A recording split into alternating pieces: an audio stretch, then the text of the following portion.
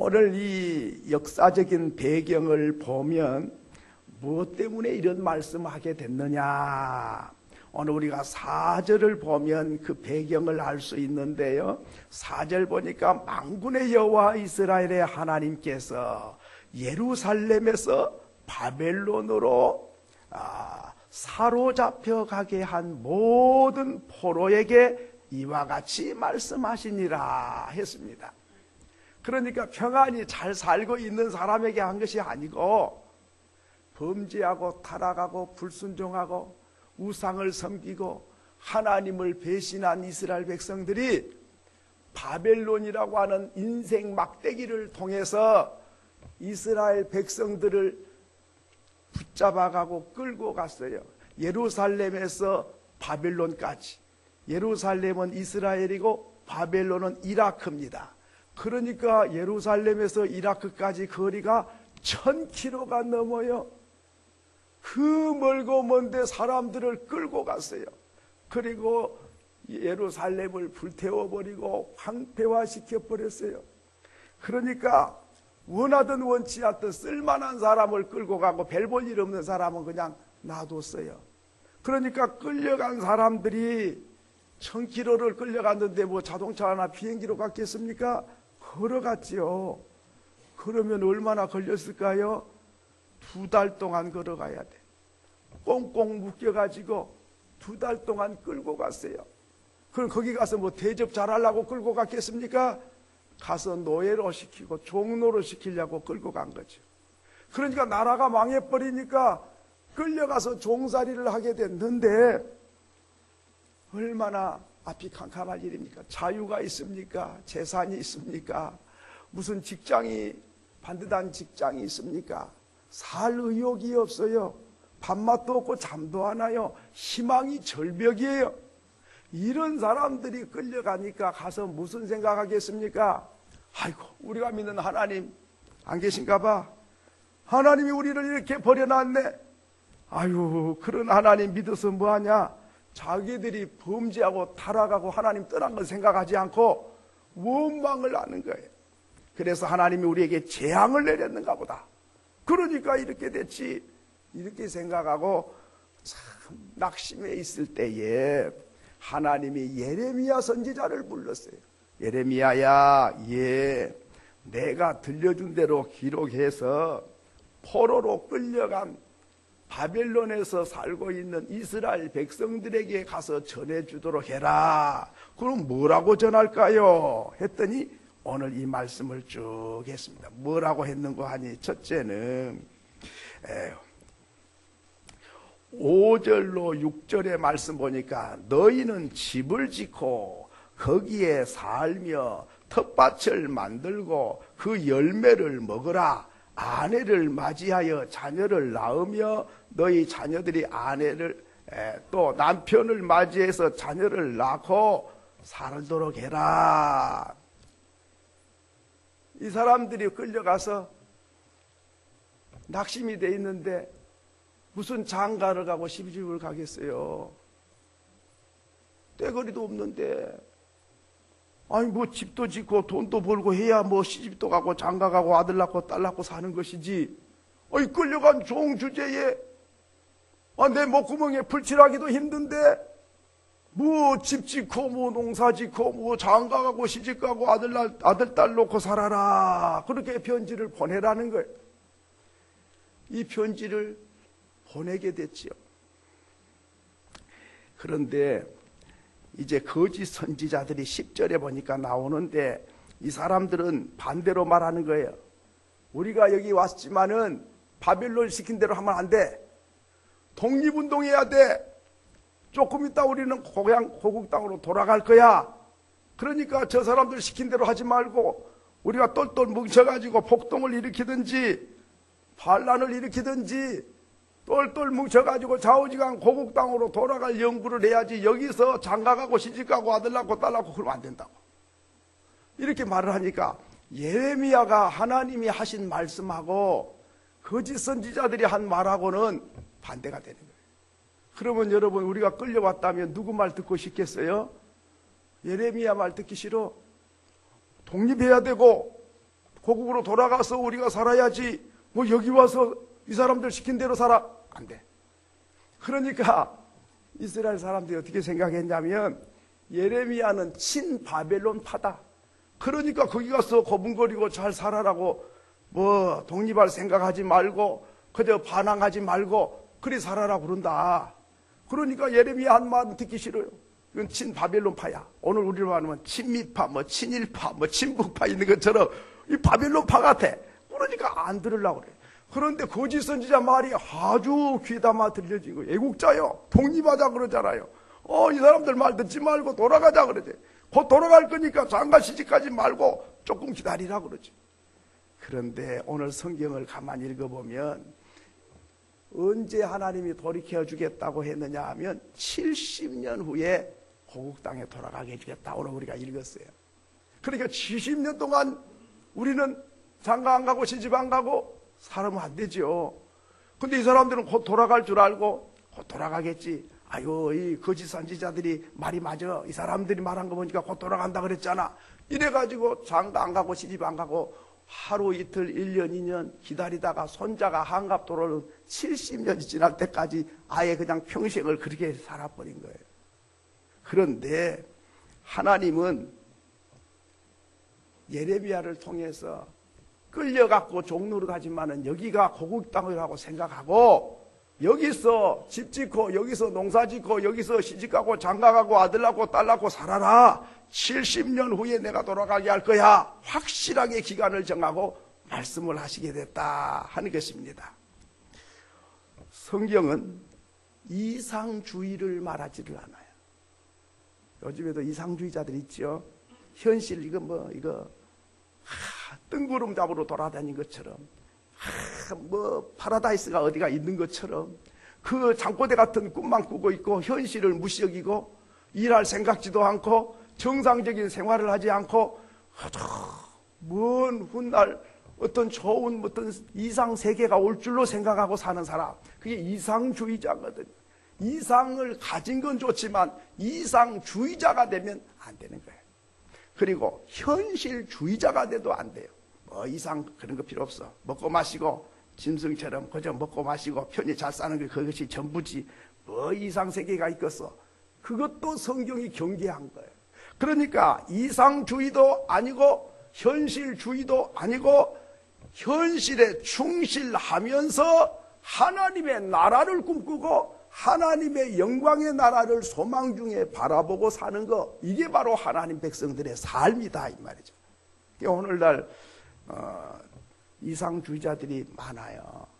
이상주의자들의 현상은 어떤 현상이냐? 집에 들어앉아가지고 우울증 환자들이 이상주의자들이 많아요. 현실은 전혀 아니거든. 그런데 꿈은 아주 대단해. 이게 현실과 꿈이 너무 갭이 커요. 그러니까 낙심하고 들어앉아갖고 혼자 그냥 별 생각 다 하고 앉아있는 거거든요. 그러니까 오늘 우리는 현실에 충실하면서 포로로 끌려가도 충실하면서 그러면서 하나님의 나라를 기다리고 하나님이 하실 일을 바라보고 사는 사람이 바로 이것이 오늘 우리의 삶이어야 한다 하는 것이죠. 요즘에 젊은 세대를 가리켜서 3포 시대다, 5포 시대다, 무슨 7포 시대다 이런 말을 해요. 그러면 그게 포가 뭔 포냐, 대포냐, 뭔 포냐. 직장 취직이 안 되니까 직장 잡는 거 포기해버려요. 그리고 아니 직장이 없으니까 또 장가를 못 가니까 결혼한 거 포기. 그럼 결혼을 안 하니까 또 애기 낳는 것도 포기. 그건 벌써 그 3가지 포기죠. 어떤 사람 5가지 포기, 어떤 사람 7가지 포기. 5포냐, 7포냐. 자기들끼리 그래. 니는 몇 포냐? 나는 5포야. 그래, 나는 3포인데 뭐 이런다는 거예요. 그런데요, 안 믿는 사람들은 그런 말을 해도 그런가 보다 하지만 하나님을 믿는 사람은 그런 말을 하는 것이 자체가 불신앙이에요. 그렇잖아요. 전능하신 하나님 믿고 하나님이 나와 함께 하심을 믿으면서 하나님은 아직 포기 안 했는데 자기가 스스로 자기를 포기하고 사는 거예요. 그게 하나님 믿는 사람이 아니죠. 하나님 말씀하지 않아요. 포로로 끌려가서 살아도 거기서 시집가고 장가가고 아들 낳고 딸 낳고 집 짓고 살아라 그러잖아요. 그러면 오늘날로 말하면 무슨 말이에요? 아니 누가 뭐 장가 가기 싫어서 안 갑니까? 누가 뭐 집 짓기 싫어서 안 지어요? 누가 애기 낳기 싫어서 안 납니까? 아니 집 질 돈이 없잖아요. 애기를 키울 우유값이라도 모아놓고 애기를 낳아야지 등록금 준비해놓고 낳아야 될 거 아닙니까? 뭐 이렇게 생각해요. 그런데 다 준비해놓고 등록금 준비해놓고 애기 낳은 사람 몇 명 있습니까? 그런 사람은 없어요. 그러니까 현실은 그렇게 되지 않더라도 현실에 충실하게 결혼할 때가 됐으면 빈손으로라도 장가가. 그리고 애기 키울 뭐 자신이 있고 없고 그런 소리 하지 마라. 네가 키우냐? 그런 게 아니야. 그렇게 하나님 말씀한 거다 그 말이죠. 오늘 우리는 불신자들이 하는 걸 그대로 닮아가고 있어요. 무이 돼야 되고 상황이 주어져야 되고 뭐 여건이 주어져야 되고 무슨 뭐 이런 거 언제 그거 다 준비해놓고 산 사람 어디 있으며 또 그거 준비했다고 잘 산 것도 아니고 하나님이 우리를 인도하실 줄 믿고 빈손으로 태어나서 오늘까지 살아온 것도 먹고 입고 쓰고 누리는 것도 하나님의 은혜고 앞으로도 은혜를 주셔야만 살 수 있는 것이지 손에 쥔 것이 없다고 장가 안 가고 시집 안 가고 애기 키울 돈 없다고 우유값 없다고 안 놔버리고 그래가지고 그 인생이 제대로 되는 게 아니죠. 그러니까요 뭐 없어도 가요. 하나님께서 또 인도하셔요. 그러니까 그렇게 포로로 끌려가서 준비돼야 장가가고 아들 낳는다 그러니까 그러지 말고 지금 가 지금 이렇게 말씀한 거죠. 현실에 우리는 하나님이 개입하시고 인도하실 줄 믿고 네 할 도리를 착실하게 해가라 하는 것입니다. 스피노자는 말하기를 내일에 이 땅에 종말이 올지라도 나는 한 그루의 사과나무를 심으리라 했습니다. 내일 종말 오는데 사과나무 심으면 무슨 소용이 있어요? 그러면 안 된다 그 말이에요. 내일 종말이 온다 할지라도 내일은 내게 속한 게 아니고 하나님께 속한 거니까 그건 하나님 속안이고 오늘은 내 속안이니까 내가 할 도리를 다해서 사과나무를 심고 내일이 종말이 올지 안 올지 모르지만 내 할 도리를 다하는 사람이 하나님의 사람이다 하는 것이죠. 두 번째로는 바벨론에 평안하기를 힘쓰라 그랬습니다. 오늘 7절에 보니까 너희는 내가 사로잡혀 가게 한 그 성읍의 평안을 구하고 그를 위하여 하나님께 기도하라. 바벨론이 평안하도록 애를 써라 그 말입니다. 그런데 애쓰게 생겼습니까? 자기들을 나라를 패망시키고 영광 굴비 얻듯이 줄줄이 묶어가지고 끌고 간 그 바벨론 나라가 평안하기를 애를 쓰고 기도를 해라. 그 원수 나라가 망했으면 좋겠는데 무슨 평안하기를 애를 쓰고 그럴 게 뭐 있나 이렇게 생각이 될 거 아닙니까? 그런데 하나님은 끌고 갔어도 그 나라 평안하도록 애를 쓰고 기도해. 왜 그래야 됩니까? 오늘 성경을 7절을 계속 읽어보면 이는 왜냐하면 그 성읍이 평안함으로 너희도 평안할 것입니다. 일단 갔으면 남의 나라가 아니라 내 나라요. 왜? 내가 살고 있으니까. 바벨론이 평안해야 내가 평안해요. 근데 바벨론 나라 망했으면 좋겠다. 망했어. 자기는 평안합니까? 자기도 망한 거죠. 그러니까 이쁘진 않지만은 내가 거기 가서 살게 되면 종으로 살든 주인으로 살든 일단 거기서 살면 그 성이 평안하도록 해야 된다. 여러분 우리 그 역사를 보면 로마가 많은 나라를 지배했습니다. 그래 종들을 삼아.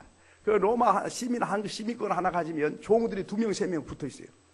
그러니까 로마 시민권만 가지면 왕 같은 취급을 받아요. 왜? 종들이 있으니까.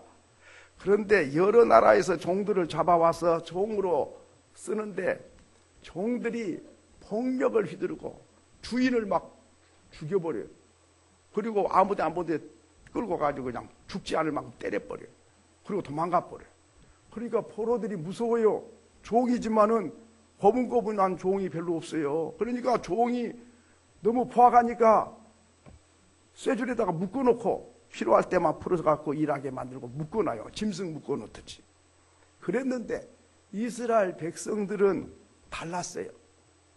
끌려온 종이건 종이지만은 하나님을 진실히 섬기고, 그리고 얼마나 순종도 잘하고 주인을 아버지 어머니 섬기듯이 그렇게 섬겨요. 그리고 주인을 위해서라면 그저 정성을 다해 섬기는 거예요. 하나님 섬긴 것처럼 섬겨요. 자기들을 끌어다가 주인 노릇하고 자기를 종 노릇 시킨데도 그렇게 잘합니다. 그러니까 로마 사람들이, 야, 이스라엘 사람들은 다른 나라 사람하고 좀 다르다. 수준이 다르고 인격이 다르네. 다른 애들은 막 포악하고 막 주인을 죽여버리고 막 이렇게 훔쳐가버리고 막 이렇게 불질러버리고 이러는데, 이 이스라엘 사람들은 그게 아니네. 그래, 이미지가 아주 좋은 거예요. 그래서 쇠고랑을 안 채워요. 그래, 놔둬요. 그러니까 더 잘 섬겨. 그러다가, 야, 주인이 감동을 해요. 그래서 너 안에 하나님이 계시구나. 네가 믿는 하나님이 그렇게 좋으시네. 네가 믿는 하나님이라면 나도 믿고 싶다. 그래가지고 로마가 예수 믿는 사람 9%밖에 안 됐는데 전 국민이 기독교를 국교로 선포를 해가지고 하나님, 온 백성 하나님 섬기라, 이렇게 된 거예요. 여러분, 참 이렇게 하나님의 자녀는 나를 끌고 와서 종살이 시키냐, 나에게 힘들게 하냐 안 하겠냐, 그런 게 중요한 게 아니고 거기에서 하나님의 사람으로 사는 거예요. 향기를 바라고 빛을 바라고 참 선한 영향력을 끼치고 감동을 주는 거예요. 바로 하나님은 그걸 통해서 역사하기를 원하신다 하는 것입니다. 그러면 오늘 이 말씀이 오늘 우리로 말아 적용한다면 뭘까요? 여러분, 직장에 가시면 사장님이 다 내만 같습니까? 직장의 동료들이 다 내 뜻과 같겠습니까? 직장에 가면 다 이렇게 대접을 잘하고 잘 이렇게 해주겠습니까?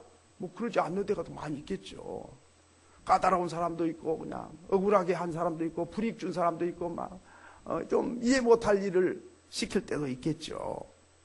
그럴 때마다 여러분은 어떻게 해야 되겠습니까? 이놈의 회사 폭삭 망했으면 좋겠다. 저놈의 회장 죽지도 않아. 그냥 오늘 이게 딱 죽었으면 좋겠다.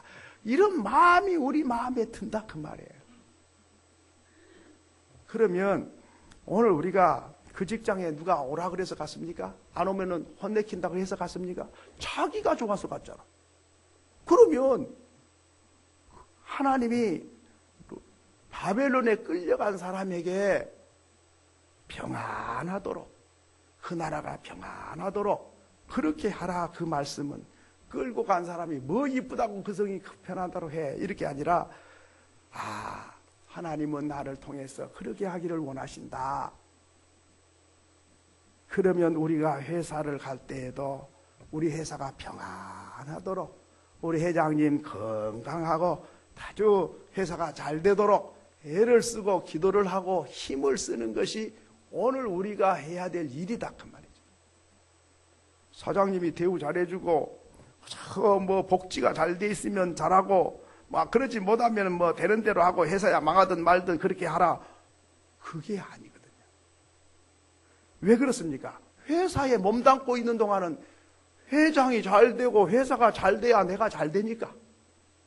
그런데 이놈의 회사는 망가지도 않아. 이놈의 회사가 못됐어. 이렇게 야단치고 저렇게 혼내키고 이렇게 해가지고 나는 대접 잘 받고 누가 그렇게 해주겠냐, 이 말이죠. 저는 이 말씀을 준비하다가 회개했습니다. 뭘 회개했냐?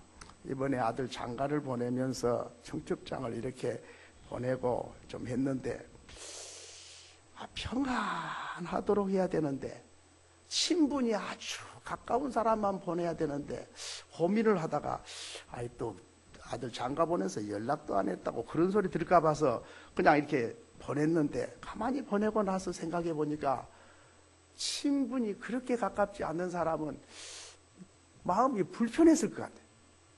그러면 하나님이 평안하기를 애를 써라 그랬는데 불편하게 만들어가지고, 이건 뭐 친하지도 않는데 갈까 말까, 이거 안 가기도 그렇고 가기도 뭐 그렇네. 또 이런 마음을 가졌다면, 내가 평안을 주는 사람이 못됐다.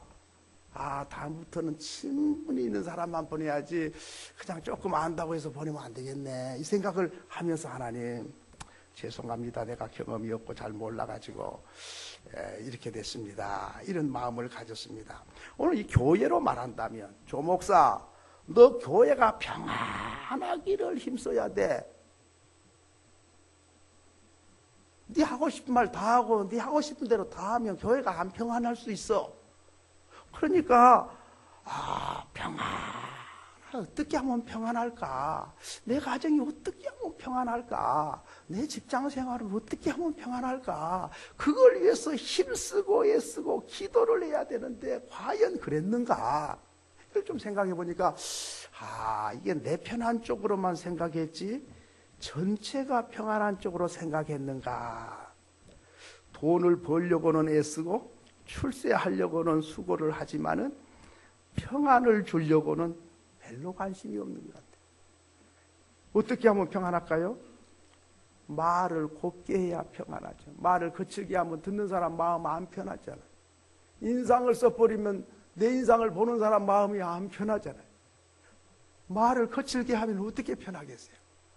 또 지적을 하고 꾸짖기를 잘하고 뭐 이러쿵저러쿵 명령을 내리고 시키면 마음이 기쁘고 평안할 사람이 몇 명이나 있겠어요?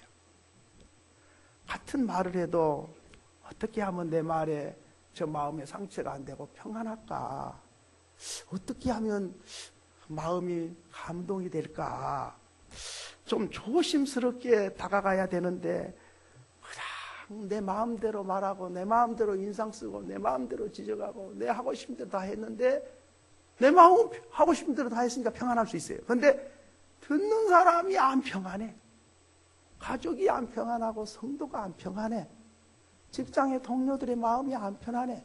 그러면 하나님께서 말씀하신 대로 성읍의 평안을 구하고 그걸 위하여 여호와께 기도해라.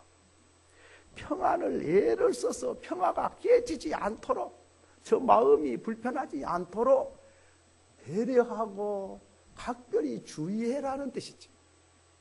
오늘 우리는 함부로 말하고 함부로 행동할 때가 참 많은 것 같아요. 부부지간에라도 연애할 때는 조심조심 무엇을 잡수시겠습니까? 아마 물어보고 말이죠. 차 문도 열어주고 아주 그냥 조심조심인데 결혼만 딱 하고 나면 헌 고무신짝 취급한 것처럼 네가 알아서 먹어 뭐 이렇게 하면서 함부로 한다 이 말이죠. 이게 돈 많이 갖다 준 것보다도 마음이 평안하는 것을 삼가 조심해서 그 평안이 안 깨지도록 그렇게 하는 것이 굉장히 중요한데 하나님은 그렇게 하라고 그러는데 우리는 그건 별 관심이 없고 굉장한 뭐 돈벌이 잘 된 거나 관심이 있었지 그 작은 친절하게 말 한마디 하면 마음이 평안할 건데 함부로 말해가지고 마음을 뒤집어 놓고 무슨 뭐 다이아몬드 사다 줘야 좋아하는 줄로 생각하고 있으니 우리가 지금 하나님 마음을 잘 모르고 있는 것 같아요. 세 번째로는 이 11절에 보니까 하나님의 마음을 말씀해 주고 있습니다. 11절 보면 여호와의 말씀이니라 너희를 향한 나의 생각을 내가 아나니 평안이요 재앙이 아니니라 너희에게 미래의 희망을 주는 것이다. 이스라엘 백성들은 생각했어요. 하나님이 우리를 재앙을 내려가지고 나라가 망하게 하고 우리를 끌고 가서 포로로 잡혀가게 했다. 이렇게 하나님을 오해를 했어요. 그런데 하나님 말씀하십니다. 너희들이 미워서 재앙을 내린 게 아니야. 너희들이 나를 떠나고 불순종하고 우상을 섬기고 우상 앞에 아들을 제물로 잡아 죽여서 바치는 타락할 대로 타락해서 심판과 멸망의 길로 가고 있기 때문에 바벨론이라고 하는 인간 막대기를 들어서 너희들을 해초리를 때려서 끌고 가서 정신 바짝 차리고 하나님 잘 믿고 거기서 회복이 돼가지고 70년 후에 다시 돌아오게 하려고 하고 미래의 소망을 주고 싶어서 내가 그렇게 한 거야. 그런데 너희는 내 마음을 모르고 재앙을 내렸다 그리고 미워서 그랬다고 생각하느냐 하는 것이죠. 여러분 어떻게 생각하십니까? 무슨 일이 내 마음대로 잘 안 되면 하나님 벌레 됐나 봐. 하나님 나 사랑한다더니 뭘 사랑해? 하나님이 뭐 해준 게 이거요? 막 이렇게 반항하고 항의할 때가 있죠. 그런데 하나님은 내가 너희를 향한 생각을 네가 알아줬으면 좋겠어. 재앙이 아니야. 평안을 주고 싶어. 그리고 먼 훗날 희망을 주고 싶어. 그래서 그렇게 한 거야. 그 한석봉 이야기 책을 보면 그런 내용이 나옵니다. 여러분 읽어보셨을 것입니다. 한석봉 이제 아이 때 어머니가 이제 그 공부시키려고 멀리 보내서 이제 공부하고 오라고 그랬는데 엄마가 보고 싶으니까 어린 게 이제 와버렸어요. 그러니까 어머니가 해초리 들어서 때리고 싶은데 이거 때리면 안 되겠고 그래서 이제 이 불을 다 꺼놓고 엄마는 떡을 썰 테니 너는 글을 써라. 그래가지고 다 한 뒤에 이렇게 불을 켜갖고 보니까 어머니가 떡을 쓴 것은 똑같이 이렇게 썰어놨는데 한석봉이는 글씨가 삐뚤삐뚤하고 뭐 이 엉망인 거예요. 그러니까 이렇게 해서 되겠냐? 공부 더 해야 돼. 이렇게 해가지고 보낸 거죠. 다시 공부하러 오라고. 그러니까 이제 엄마 보고 싶어서 왔는데 다시 돌아가니까 울면서 갑니다. 그냥 엄마가 나를 미워가지고 치는 마인가 봐. 세상에 나를 이렇게 멀리 보내가지고 고생을 시키고 보고 싶어도 볼 수가 없는데 또 가라 그러니까 막 울면서 이제 간 거예요. 그런데 갈 때 나무 밑에 저녁이 되니까 나무 밑에서 잠이 들어있어요. 그러니까 어머니가 보내만 놓고 있는 게 아니에요. 뒤를 모르게 따라가서 잠들어 있는 자기 아들에게 치마를 벗어서 덮어주는 거예요. 덮어놓고 그 아들 잘 되기를 기도하고 있다가 해가 뜰 무렵이 되니까 다시 치마를 걷어서 입고 모른 척하고 못 본 척하고 아들 가는 뒷모습을 보고 돌아옵니다. 아들이 오해를 많이 했어요. 우리 어머니는 나를 괴롭게 한다고, 힘들게 한다고 이랬는데 나중에 그 어머니가 그렇게 했던 걸 알게 되죠. 알게 된 뒤로부터는 우리 어머니가 그렇게 나를 아끼고 사랑했구나. 나 혼자 보낸 줄 알았더니 잠든 사이에 치마를 덮어주고 그렇게 하셨구나. 이렇게 하면서 어머니를 잘 섬기게 됩니다. 여러분, 이스라엘 백성 포로로 끌려가게 된 것, 원망하고 하나님을 불평을 했어요. 그런데 재앙을 내린 줄 알았어요. 그게 아니었어요. 장래의 희망을 주기 위해서 그 과정이 필요했다 하는 것입니다. 마지막으로는 장래의 소망을 준 사람들이 있었는가 하는 것이죠. 어떻게 장래의 소망이 이루어지는가? 가만히 있으면 되는 게 아니에요. 12절과 13절에 보니까 너희가 내게 부르짖으며 내게 와서 기도하면 내가 너희들의 기도를 들을 것이요 너희가 온 마음으로 나를 구하면 나를 찾을 것이요 나를 만나리라. 평안이 그냥 가만히 있으면 온 것이 아니고 장래의 희망이 가만히 있으면 되는 게 아니라 하나님께 기도해야만이 장래의 희망이 온다 그 말입니다. 있습니까? 어떻게 해야? 잠자고 있으면 기도해야. 오늘 말씀이 내게 부르짖으며 내게 와서 기도하면 내가 너희들의 기도를 들을 것이요 너희가 온 마음으로 나를 구하면 나를 찾을 것이요 나를 만날 것이니라. 여러분, 언제 여러분이 믿음이 제일 좋을 때입니까? 평안할 때입니까? 출세할 때입니까? 건강할 때입니까? 한번 살아온 세계를 돌아보세요. 내가 언제 기도 제일 많이 했어요? 언제 믿음이 제일 좋았어요?